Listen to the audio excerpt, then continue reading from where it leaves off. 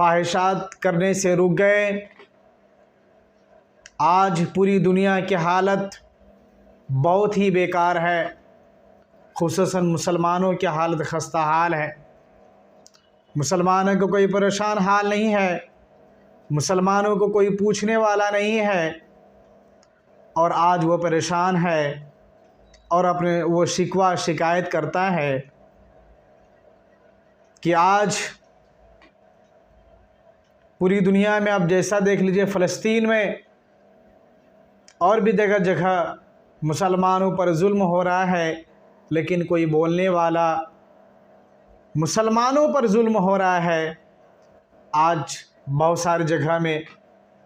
इससे पहले बहुत सारे जगहों में, बहुत सारे मसाजिद में, ईदगाहों में जा कर के इज्तिमाई तौर पे दुआएं की गई कि ताकि अल्लाह रब्बुल इज़्ज़त मुसलमानों की दुआ को कबूल फरमा ले और जो मुसलमानों पर जुल्म व ज़्यादती हो रही हैं वह ख़त्म हो जाए। मेरे भाई, अल्लाह रब्बुल इज़्ज़त कहता है कि जब इंसान हराम चीज़ों से बाज आ जाता है, जैसे कुरान ही कहता है इन्ना सलात तनहा अनिल फ़हशाइ वल मुनकर, नमाज बेहयाई और मुनकरात चीज़ों से रोकती है। आज हमारा मामला है, तंबाकू खाते हम, कहते हैं ये मकरूह है, सिगरेट पीते हम, कहते हैं मकरूह है, शराब पीते हम, कहते हैं ये मकरूह है, गुल करते हैं, ना जाने कौन सा नशावार चीज़ें, नशा की चीज़ें हम यूज़ करते हैं। अरे जिस इस्लाम ने, जिस नबी ने तुझको ये बताया था कि जब तुम प्याज और लहसुन कच्चा खाया हो तो हमारे मस्जिद में ना आना, आप बताइए, अब शराब पिए रहते हैं, आप ये बताएं, आप जो है गांजा और ना जाने हराम चीज़ें, हराम अशिया आप खाए पिए रहते हैं, और ऐसी हालत में अल्लाह के बारगाह में हाथ उठा के अल्लाह से दुआ करेंगे तो अल्लाह रब्बुल इज़्ज़त आपकी दुआ को किस तरह से कबूल करेगा? आपकी दुआ को रद्द कर दी जाएगी।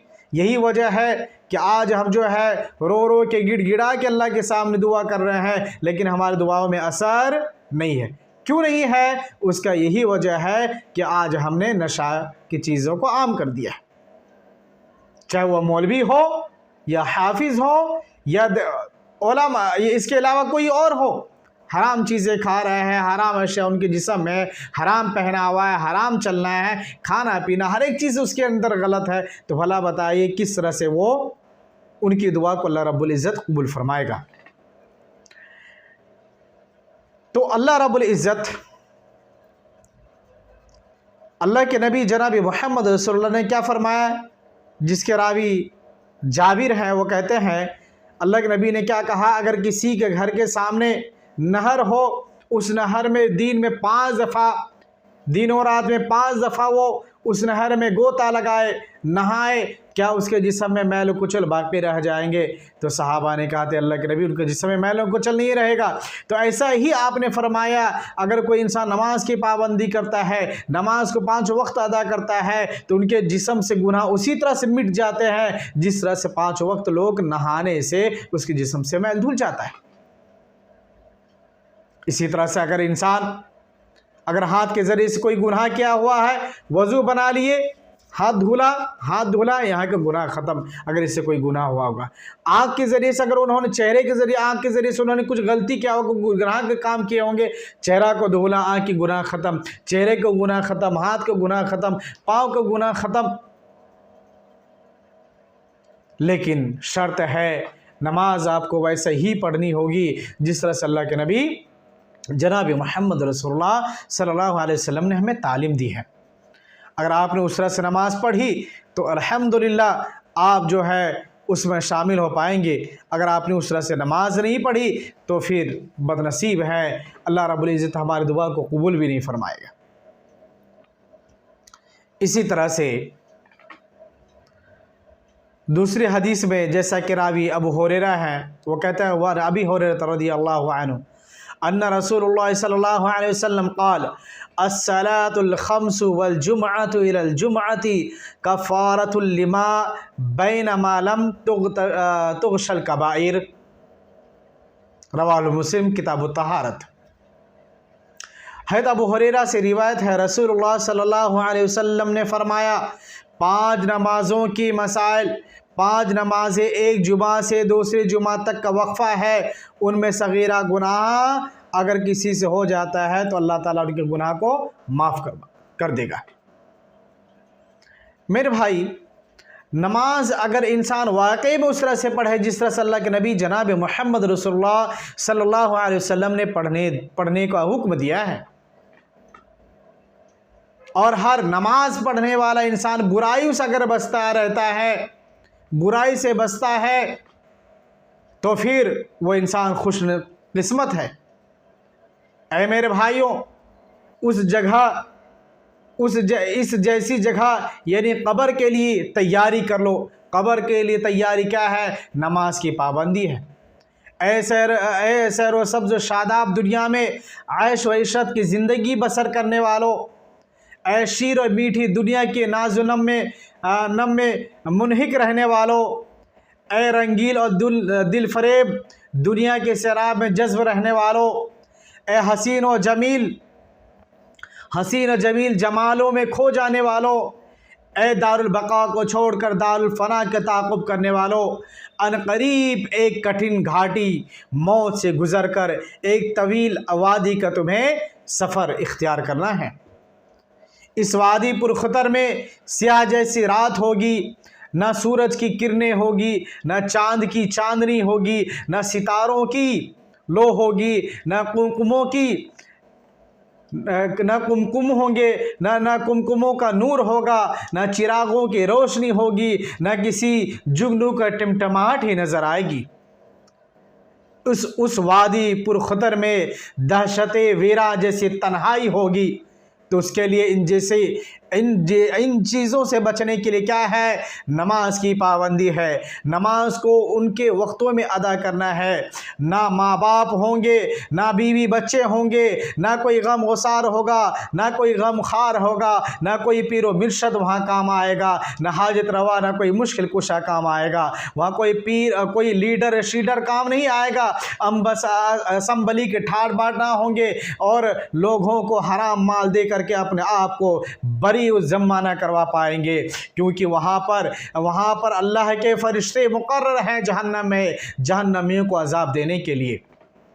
लेकिन उनसे वही लोग महफूज होंगे जो नमाज को उनके वक्तों में अदा करता है, नमाज की पाबंदी करता है।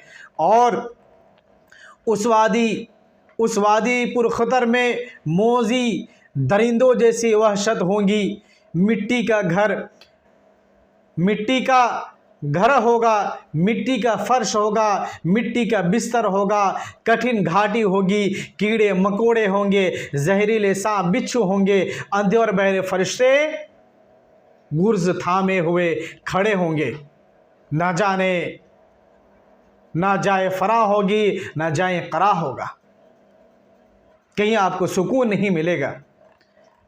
नमाज अगर आप पढ़ते हैं उसी तरह से जिस तरह से अल्लाह के नबी ने कहा था, सल्लू कमा रअयतुमूनी वसल्ली, नमाज उस तरह से पढ़ो जिस तरह से मुझे पढ़ते देखे हो। ऐ लोगो जो अल्लाह उसके रसूल पर ईमान लाए हो, ऐ बशीर नज़ीर बनाकर भेजे गए रसूल हज़रत मोहम्मद सल्लल्लाहु अलैहि वसल्लम की बात ज़रा गौर से सुनो। अल्लाह के नबी सल्लल्लाहु अलैहि वसल्लम ने कहा मा रअयता मंज़रन क़त्तु इल्लल क़ब्र अफ़ज़अ मिन्हु, मैंने कब्र से ज़्यादा सख्त घबराहट वाली जगह और कोई नहीं देखी, और हमने कोई जगह नहीं देखी। कब्र बहुत ही ख़तरनाक है। ए होश गोश रखने वालों, ए दिल व दिमाग रखने वालों, और इंतहाई तारीकी और वहशत की वादी पुरखतर में कदम रखने वालों, सुनो, बेबसी और बेकसी के इस सफ़र पुरखतर में ईमान और नेक आमाल यानी नमाज, ज़कात, रोज़ा, हज, उम्रा, तिलावत कुरान, अदिया, अज़कार, सदका व खैरात, नवाफिल, अताअत वालिदैन, सिला रहमी, यतीमों, बेवाओं, हुस्न सलूक, अदल व इंसाफ, अमर बिल मारूफ व यनहौना अनिल मुनकर ही आज़ाद सफ़र होंगे, जो घबराहट भी दूर करेंगे, रोशनी भी देंगे, तन्हाई भी दूर करेंगे, और जिस्म जान के लिए सामान राहत भी मुहैया करेंगे।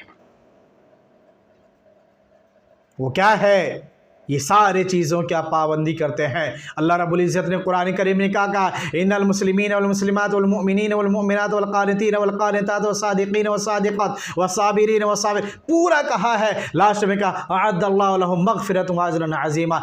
ऐसे लोगों के लिए अल्लाह रब्बुल इज़्ज़त ने जन्नत को तैयार रखे। ऐसे लोगों के लिए अज्र अज़ीम है जो अल्लाह रब्बुल इज़्ज़त की इताअत, अल्लाह उसके रसूल की इताअत करता है और दुनिया में अपनी ज़िंदगी को उसी तरह से बसर करने की कोशिश करता है जिस तरह से अल्लाह उसके रसूल ने उन्हें हुक्म दिया है। अगर उससे हट के कोई करता है, बस ए वादिपुल खुदर के मुसाफिरों, रवानगी से पहले इंसानों के सबसे बड़े मुहसिन, सबसे बड़े मुशफिक कौन है? सबसे बड़े खैर खा, सबसे बड़े हमदर्द रहमते रसूलुल्लाह सल्लल्लाहु अलैहि वसल्लम की नसीहत ज़रा कान लगा के सुन लो। रसूलुल्लाह सल्लल्लाहु अलैहि वसल्लम ने क्या बात फरमाई थी कि एक बार आपने इसी वादी पर खुदर के किनारे बैठे आंसू बहा रहे थे, किसी कब्र के पास अब बैठे हुए आंसू बहा रहे थे। आंसू बहाते बहाते कब्र की मिट्टी तर हो गई और आपने सहाबा कराम को मुखातब होके फरमाया था, क्या फरमाया था? या इख्वानी लिमिस्ली हादा फ़ईदू, या इख्वानी लिमिस्ली हादा फ़ईदू, ए मेरे भाई इस जैसी जगह यानी कब्र के लिए तैयारी कर लो, इस कब्र के लिए तैयारी कर लो। फिर हम में से कौन है जो रसूल रहमत सल्लल्लाहु अलैहि वसल्लम की बात को सुने और उस पर लब्बैक कहे और इस वादी पर खुदर के सफ़र की तैयारी में लग जाए? मेरे भाई,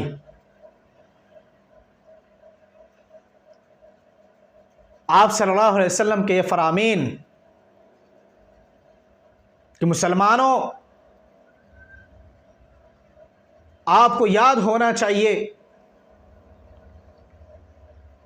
कोई भी ऐसे गज़वा नहीं होगा जिसमें अल्लाह के नबी सल्लल्लाहु अलैहि वसल्लम नमाज को तर्क किया हो। आपने हमेशा मैदान में है, जंग की हालत में है, उस वक्त भी अल्लाह के नबी सल्लल्लाहु अलैहि वसल्लम ने नमाज की पाबंदी की। आज उम्मत मुहम्मदिया की यह हालत है, ऑफिस में है, मीटिंग में है, नमाज को तर्क कर देते हैं, काम में है, नमाज नहीं पढ़ते हैं। क्या हो गया है मुसलमानों? आपको क्या हो गया है? अल्लाह के नबी सल्लल्लाहु अलैहि वसल्लम को मेराज में बुलाया गया, सातों आसमान के सैर करवाई गई और आप अल्लाह के पास गए तो अल्लाह रब्बुल इज़्ज़त ने आपको तोहफे में नमाज दी। इससे आप अंदाज़ा लगाएं कि नमाज कितना इम्पोर्टेंट है, कितना ज़रूरी है।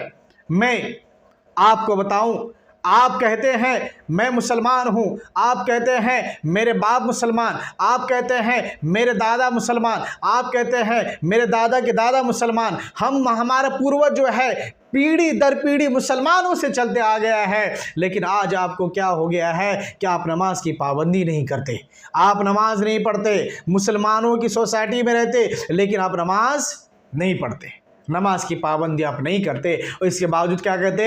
मैं मुसलमान। अल्लाह के नबी सल्लल्लाहु अलैहि वसल्लम ने क्या फरमाया था? अगर अल्लाह के नबी सल्लल्लाहु अलैहि वसल्लम के फरामीन को सुने, जिस हदीस के रावी अब्दुल्लाह बिन शकीक है, वो ताबई है, वो कहते हैं अहदुल्लज़ी बैनना व बैनहुम सलाह फमन तरकहा फ़क़द कफ़र। अल्लाह के नबी सल्लल्लाहु अलैहि वसल्लम ने क्या फरमाया? हमारे और मुशरिकों के दरमियान अगर कोई चीज़ का फ़र्क है, मुआहिदा है, वो क्या चीज़ है? फ़मन तरका फ़क़द कफ़र। क्या है वो? नमाज तर्क कर देना, नमाज को तर्क कर देना कुफ्र है। इमाम अबू हनीफा ऐसे लोगों के बारे में कहते हैं, अगर कोई इंसान